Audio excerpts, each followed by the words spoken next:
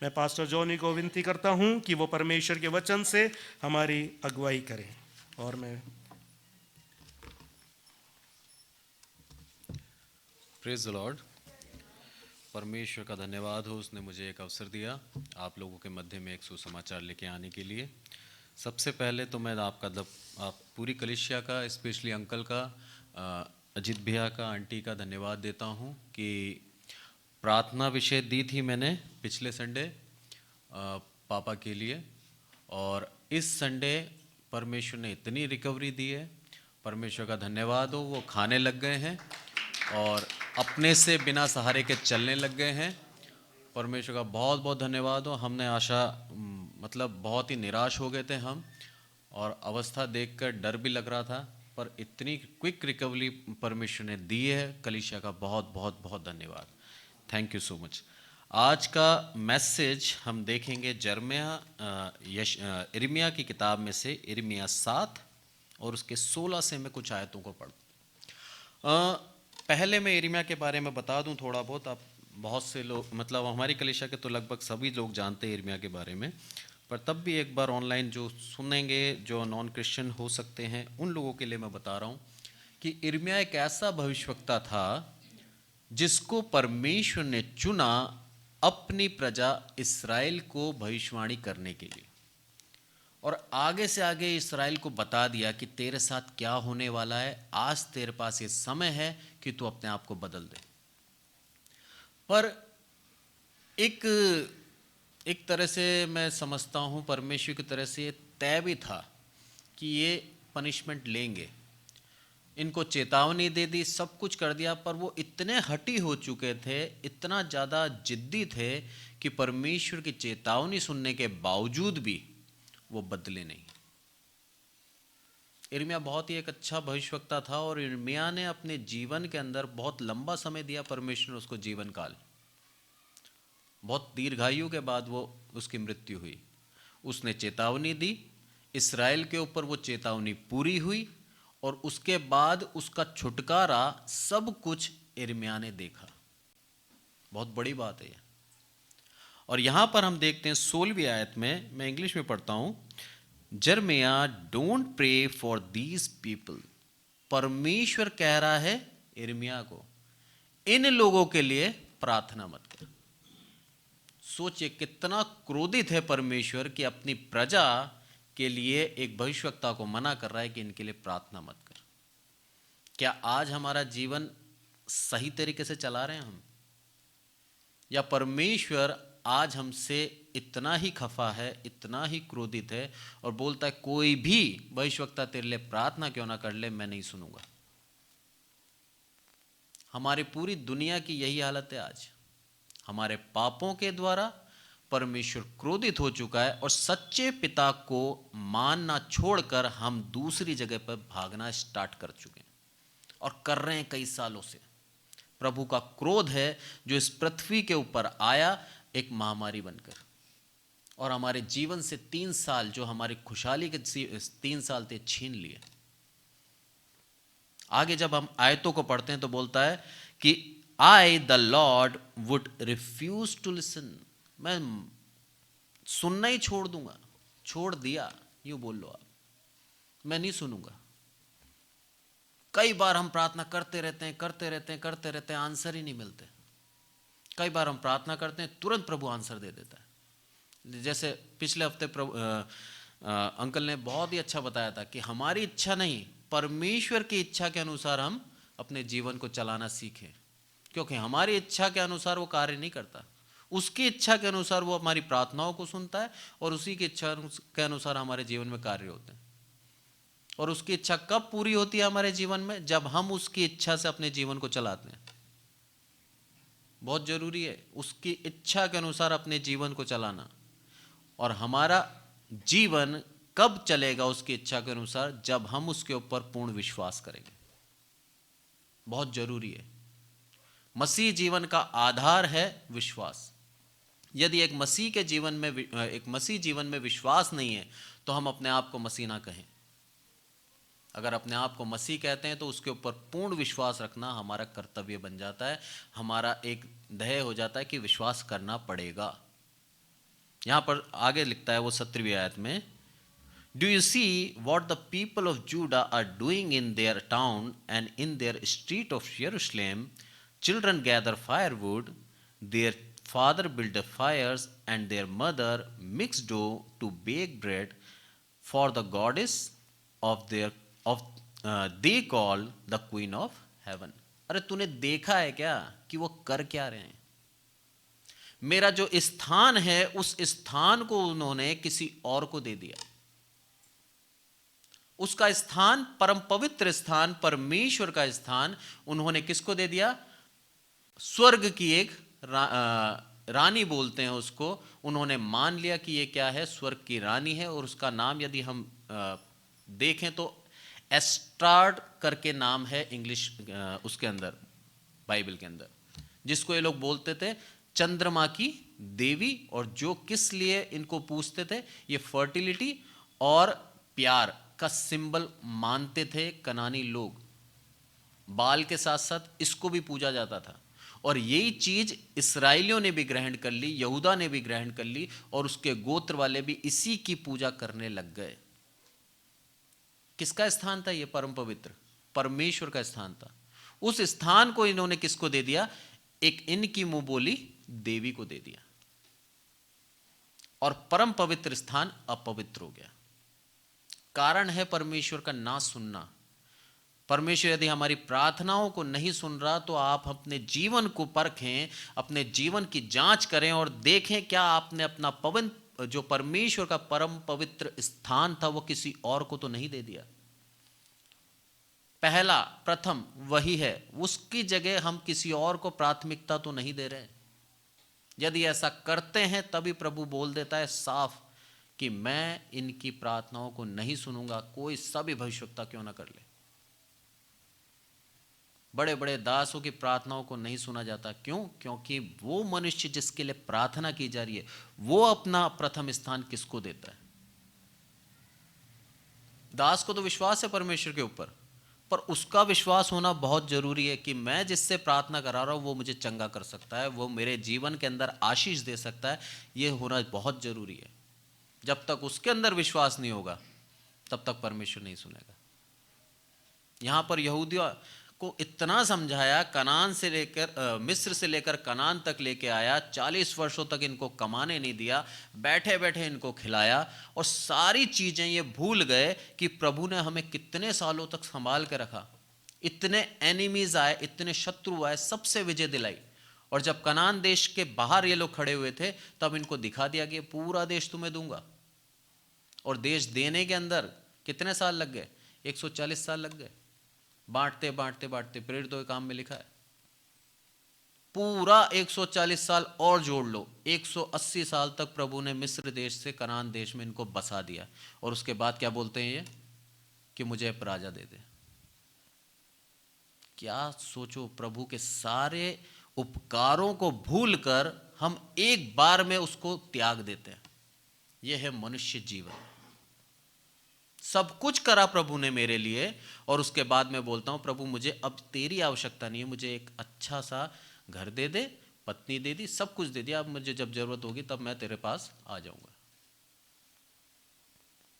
कितना दुख हुआ होगा प्रभु को कि मेरी प्रजा, मैंने तुम्हें सारी संसार से अलग करके एक झुंड बनाया, उसको मैंने आशीष दी, सब कुछ करा, और आज तुम क्या करते हो? मुझे त्याग देते हो। और ना केवल त्यागते हो बल्कि मेरा इंसल्ट करते हो। आगे लिखा है इसके अंदर 19वीं आयत में, but they are not only insulting me but they are also insulting themselves by doing this shameful thing. अरे जो शर्मनाक काम ये लोग कर रहे हैं, इसके द्वारा न केवल मेरी इंसल्ट करते हैं, मेरी बेइज्जती करते हैं, पर ये खुद की भी बेइज्जती कर रहे हैं। क्या बोला कि बच्चे तो क्या कर रहे हैं? लकड़ियां ढूंढ रहे हैं, और पिता क्या कर रहा है? आग जला रहा है, और माता क्या कर रही है? आटा गूंद के रोटी डाल रही है। अरे कोई बचा क्या फैमिली में से? पूरी फैमिली क्या हो गई? मेरे विरुद्ध हो गई। मेरा जो स्थान था उसको छोड़कर पराये देवता के पीछे भाग गई। और फिर तो यिर्मयाह बोलता है कि मैं इनकी सुनूं? नहीं सुनूंगा, नहीं सुनूंगा, क्योंकि इन्होंने मुझे त्यागा है, मैंने इन्हें नहीं त्यागा। प्रभु को जब हम पूर्ण रूप से त्याग देते हैं तो उसका क्रोध हमारे जीवन में आएगा। और आगे लिखता है वो 20वीं आयत में, and now I the lord all powerful will flood Judah with my fury anger until nothing is left, no people or animal, no trees or crop। वादा कर दिया उसने, खत्म कर दूंगा मैं। हिंदी में भी कोई पढ़े 20वीं आयत। अतः प्रभु यहोवा ने यूं कहा है, क्या मनुष्य, क्या पशु, क्या मैदान के वृक्ष, क्या भूमि की उपज, उन सब पर जो इस स्थान में है, मेरे कोप की आग भड़कने पर है। वह नित्य जलती रहेगी और कभी न बुझेगी। नित्य जलती रहेगी और कभी ना बुझेगी। अगर ये नहीं सुधरे तो कभी नहीं बुझेगी। परमेश्वर ने अपने जो ये वचन कहे उसके अनुसार उसने किया भी, क्योंकि परमेश्वर जब कहता है तो उसको करता है, कह के भूलता नहीं है। हम मनुष्यों की तरह हम कई बार परमेश्वर के लिए बहुत कुछ कर बोल देते हैं कि प्रभु ये कर लेंगे, करते हैं क्या? इसलिए बाइबल बोलती है खुशी में कभी भी कुछ मन्नत मत मांग लेना अगर तू पूरी नहीं कर सके तो, और मन्नत मांगे तो पूरी करना।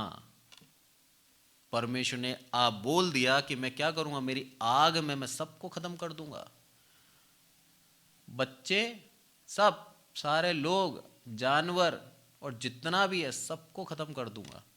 इस चीज का हम देखते हैं उसने सब कुछ खत्म कर दिया दूसरे राजा के अंदर। और आप देखें दूसरा राजा 25:9, 8 से पढ़ता हूं मैं। बेबीलोन के राजा नबूकदनेस्सर ने 19वें वर्ष के 5वें महीने के 7वें दिन को अंगरक्षकों का प्रधान नबूजरदान, जो बेबीलोन का राजा का एक कर्मचारी था, यरूशलेम में आया और उसने यहोवा के भवन, राजभवन, यरूशलेम के घरों को अर्थात हर एक बड़े घर को आग लगाकर फूंक दिया। ये वही नबूकदनेस्सर है जो बेबीलोन के ऊपर बेबीलोन का राजा था, जिसने यरूशलेम को हराया और यरूशलेम के ऊपर राज्य करने बैठा। फूंक दिया, खत्म कर दिया, सब कुछ खत्म। जो परमेश्वर ने कहा था कि मेरी आग तुझे क्या कर देगी, भस्म कर देगी, वही चीज परमेश्वर ने यहां बता दी। क्यों? क्योंकि उन्होंने उसका जो परम पवित्र स्थान था वो स्थान किसको दे दिया? अन्य देवता को दे दिया। हम यदि आज की बात करें कि आज ये वचन हमारे जीवन में कैसे लागू होता है, तो आप सोचिए परमेश्वर का मंदिर आज क्या है? हमारी देह है।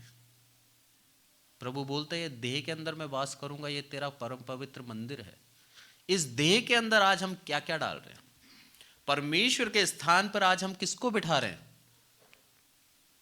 क्या उसके अंदर लालच है, लोभ है, ईर्ष्या है, क्रोध है, दूसरे के प्रति बुराई का मन है, और अपने आप को बढ़ाने के लिए एक जुनून है, सांसारिक भौतिक चीजों को पाने का एक जुनून है? क्या है हमारे मन के अंदर? अगर उस स्थान को जिसमें प्रभु यीशु मसीह वास करता है, उस स्थान को यदि हमने किसी और को बिठा लिया उस स्थान पे, तो प्रभु नाश कर देगा। वचन कह रहा है, मैं नहीं कह रहा। मंदिर था यरूशलेम का, 46 साल लगे उसको बनाने में, 46 साल लगे बनाने में। उस मंदिर को परमेश्वर ने नाश कर दिया। क्यों? क्योंकि उसके अंदर उन्होंने घृणित मूर्तियों को रख दिया था, अपवित्र कर दिया उस मंदिर को। इस कारण से उस मंदिर को प्रभु ने नाश कर दिया। बोला अब ये मेरे रहने का स्थान नहीं रहा, खत्म कर दे इसको। हम यदि अपने शरीर को, अपनी देह को उसके रहने का मंदिर योग्य नहीं बनाते, तो प्रभु हमें भी नाश कर देगा। बहुत बड़ी एक चेतावनी है आज हमारे लिए। क्या हम उस संसार की तरह चल रहे हैं जैसे संसार आज बिल्कुल नहीं सुन रहा?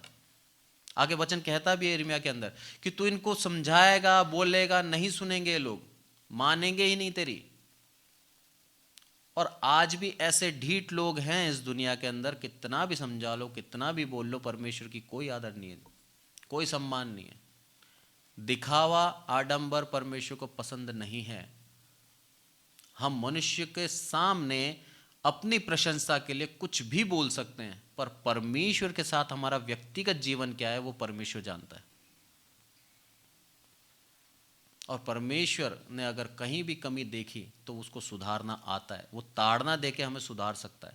पर यहां भी क्या करा, इन लोगों को ताड़ना दी, और ताड़ना एक गंभीर ताड़ना थी, सब कुछ खत्म कर दिया।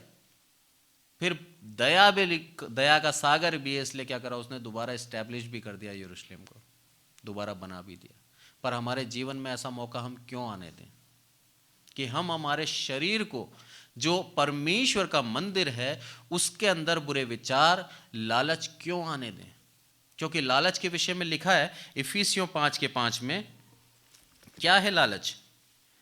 यहां पर लिखा है, क्योंकि तुम यह जानते हो कि किसी व्यभिचार, अशुद्ध जन या लोभी मनुष्य जो मूर्ति पूजा के बराबर है, ये है, और मसीह परमेश्वर के राज्य के मिरास में नहीं। ये सारी चीजें यदि हमारे अंदर है, व्यभिचार, लस्ट, तो हम क्या कर रहे हैं? मूर्ति पूजा के बराबर है। क्योंकि हम उसकी आराधना करने लग जाते हैं, उसके बारे में सोचने लग जाते हैं, उसके अलावा हम कहीं और, हमारा दिमाग नहीं जाता। प्रभु बोलता है, ये तुम क्या कर रहे हो? उसकी आराधना करने लग गए हो, उस पाप की, उसके पीछे लग गए हो तुम। ये सब किसके बराबर है? एक मूर्ति पूजा के बराबर है। और मूर्ति पूजा हमारा शरीर यदि कर रहा है, यानी कि हमने हमारी देह को अपवित्र कर दिया, और जब वो अपने बनाए हुए सुलेमान के मंदिर को ढा सकता है, तो हमारी देह को भी ढा सकता है, हमारी देह को भी वो खत्म कर सकता है, यदि हमने उसका स्थान किसी और को दे दिया। तो बहुत ही गंभीर सब्जेक्ट है समझने के लिए। इसको यदि हम आगे पढ़ते हैं तो यहां इसके 30 में क्या कहता है? यिर्मयाह के 30 में यहां लिखा है, you have disobeyed me by putting your distinguished idol in my temple, and now the temple itself disgusting to me. इसको हिंदी में भी यदि हम पढ़ेंगे तो यहाँ लिखा है, यहोवा की ये वाणी है, इस कारण यह कि यहूदियों ने ये काम किया जो मेरी दृष्टि में बुरा है। उन्होंने भवन में जो मेरा कहलाता है अपनी घृणित वस्तुएं रखकर उसे अशुद्ध कर दिया है। अरे मेरा था वो, तुम्हारा अधिकार नहीं था उसके ऊपर। मेरे लिए बनाया गया और मैंने तुम्हें एक जगह स्थिर कर दिया, इसकी एक निशानी थी वो। नहीं तो इससे पहले क्या था? तंबुओं में रहता था प्रभु, यहां से उठाया फिर कहीं और गया, फिर वहां से उठाया फिर कहीं और गया। 40 साल तक वो तंबुओं में वास करता रहा और उनके साथ साथ आगे बढ़ता रहा। पर आज उसने अपने लिए एक भवन बनाया था। क्यों? क्योंकि उसने यह बोला कि ये यरूशलेम नगरी मैं तुम्हारे लिए स्थिर कर दूंगा, अब तुम्हें कहीं जाना नहीं पड़ेगा। और यदि हम विकिपीडिया करें या फिर हम पुराना इतिहास देखें तो आप देख लेना, यरूशलेम नगर ऐसा नगर है जो कई बार उसके ऊपर आक्रमण हुए, तोड़ा गया, कुछ भी हुआ, पर वो नगरी आज तक बसी हुई है। सबसे पुरानी नगरी है जो बनी और उसके बाद कभी उजड़ी नहीं। ये परमेश्वर का एक दया है यरूशलेम के ऊपर। ये तो कितने नगर बनते हैं और खत्म हो जाते हैं, नए नगर बन जाते हैं उस जगह पे। पर यरूशलेम नगर की एक खासियत है कि यरूशलेम नगर जब बनाया गया, उसको बसाया गया, तो परमेश्वर ने भले ही उसके ऊपर क्रोध आया, उसको वहाँ के निवासियों पे, उसके ऊपर दूसरे राजा भी आए, फुकवा भी दिया, आग भी लगा दी, पर उसके बाद दोबारा उसको बिल्ड किया गया। परमेश्वर ये सिखाता है हमें, हमारे जीवन में हमारी गलतियों के द्वारा भले ही हम क्या हो जाए, परेशानी में पड़ जाएं, प्रभु हमें ताड़ना दे, मार भी देगा, कुछ भी कर देगा, पर यदि हम उसके सच्चे दास हैं तो हमें दोबारा खड़ा भी करेगा। हमें बताएगा, दुनिया को दिखाएगा कि ये मेरा पुत्र था, मैंने इसको मारा, पर मैं इसको छोड़ूंगा नहीं उस गड्ढे में, मैं इसको वापस खड़ा करूंगा और दिखाऊंगा कि मेरा प्रेम इसके साथ बना था, बना है और बना रहेगा। अब ये सारी परिस्थितियों से हम बचें कैसे? उसका एकमात्र तरीका है, वो है पश्चाताप। और पश्चाताप के विषय में क्या कहता है उसको हम जरा देख लेते हैं। पहला यूहन्ना 2:2 में क्या लिखा है कि हे मेरे बाल को, पहले से मैं पढ़ रहा हूं, हे मेरे बाल को, ये बात तुम्हें इसलिए लिखता हूं कि तुम पाप ना करो, और यदि कोई पाप करे तो पिता के पास तुम्हारा एक सहायक अर्थात धर्मी यीशु मसीह, और वही हमारे पापों का प्रायश्चित है, और केवल हमारे ही नहीं वरन हमारे सारे जगत के पापों का भी। प्रायश्चित कौन है? प्रभु यीशु मसीह। प्रायश्चित के विषय में एक अच्छी सी बात है, परमेश्वर का क्रोध उन पर शांत है जिन्होंने अपने विश्वास को यीशु मसीह पर लाया है। यदि हमारा विश्वास प्रभु यीशु मसीह के ऊपर आ गया तो हमको प्रायश्चित मिल गया। यहां पर भी यही कहता है वो कि वही हमारे पापों का प्रायश्चित है, प्रभु यीशु मसीह। रोमियो के अंदर बहुत ही अच्छी तरह से समझाया गया है इसको, 3 के 24-25 में आप घर पे पढ़ सकते हैं, कि उसके अंदर साफ बोला है पौलुस ने कि परमेश्वर ने क्या करा, अपने इकलौते पुत्र को दे दिया ताकि हम उसके ऊपर विश्वास करके अपने पापों से बच जाएं। और प्रभु ने पहले भी क्या करा था, इन लोगों को माफ करा। क्यों? क्योंकि उसका तय था प्रभु यीशु मसीह का लाना। हमारे जीवन के अंदर सारी जो घटनाएं हैं एक तरह से परमेश्वर की तरह से तय है। वो हमें माफ करना चाहता है, वो हमारे लिए बहुत ही दयालु है, इसलिए वो आगे से आगे हमारे लिए योजना बना के रखता है। पर हमें हमारी गलतियों से पहले हमें चेतावनी भी देता है कि ऐसा मत कर, तेरे जीवन में कठिनाई आएगी, तेरे को मैं ताड़ना दूंगा। पर उसके बावजूद भी हम इतने हठी हो जाते हैं, क्योंकि ये यिर्मयाह में बोलता है कि तुम तुम्हारे पुरखाओं से भी क्या हो, ज्यादा तुमने दुष्टता करी है। तुम्हारे पुरखाओं ने भी इतना नहीं करा था, उससे ज्यादा तुमने क्या कर दिया, अब कर दिया। ये तो पुरखाओं के टाइम पे भी उसने मरी फैलाई सब कुछ करा, पर यहां तो आग लगा के फूंक दिया। और इसी के लास्ट में क्या बोलता है, 4 के 10 में यहां पर कहता है वो, प्रेम इसमें नहीं कि हमने परमेश्वर से किया, पर इसमें है कि उसने हमसे किया और हमारे पापों को प्रायश्चित के लिए अपने पुत्र को भेज दिया। हमारे पापों के प्रायश्चित के लिए उसने अपने पुत्र को भेज दिया। आज प्रायश्चित भी एक तरह से उसके पुत्र ने ही कर लिया हमारे पापों के लिए, हमें तो सिर्फ उसके ऊपर विश्वास करना है। हमारे जीवन के अंदर हमें यह ध्यान रखना है कि हमारा जो शरीर है ये उसका एक मंदिर है। उस मंदिर के अंदर हम कुछ गलत ना रखें, क्योंकि ये स्थान प्रभु यीशु का है। उस स्थान को हम पवित्र ही बनाए रखें। यदि अपवित्र करा तो प्रभु हमको नाश कर सकता है, हमें ताड़ना जरूर देगा। हम हमारे देह को पवित्र बनाए रखें, और यदि अपवित्र है तो प्रायश्चित सिर्फ उसके बेटे के पवित्र लहू, प्रभु यीशु मसीह के लहू से प्रायश्चित मिलेगा, उसके ऊपर विश्वास करने से प्रायश्चित मिलेगा। परमेश्वर छोटे से वचनों से हमको सबको आशीषित करे। Praise the Lord.